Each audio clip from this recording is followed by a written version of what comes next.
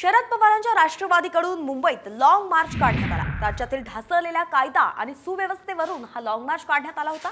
या लॉंग मार्चमध्ये खासदार सुप्रिया सुळेंसह राष्ट्रवादी शरदचंद्र पवार पक्षाचे अनेक प्रमुख नेतेही सहभागी झाले होते। यावेळी सुप्रिया सुळेंशी बातचीत केली आमच्या प्रतिनिधी रुपाली बर्वे यांनी। पाहूया।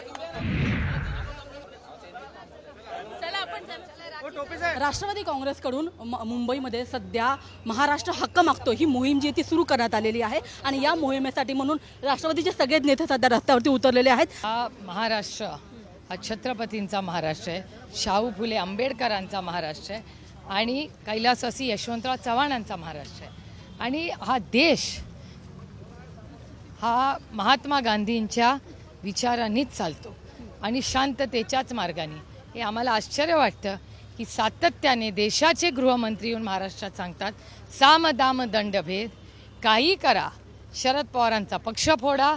एकदा फोडून हाऊस झाली, फुटली नाही यांची, कारण काही यश आलं नाही। परत शरद पवारांचा पक्ष फोडा, तसंच उद्धवजींचा पक्ष फोडा। हे फोडून स्वतःची ताकद वापरा, म्हणजे स्वतःची ताकद नवीन टॅलेंटला संधी नाही। ज्या भारतीय जनता पक्षाच्या कार्यकर्त्यांनी विरोधात असताना सतरंजा उचलल्या, संघर्ष केला, हे सगळं करत असतानाही त्यांनी हे केलं नाही, हे खूप दुर्दैव आहे। आता 2024च्या निवडणुकीसाठी तयारी चालू आहे, बैठका चालू आहेत, अशा वेळी ते 24 मध्ये ते कॉन्फिडंट नाहीत म्हणूनच 29ची भाषा करतात ना।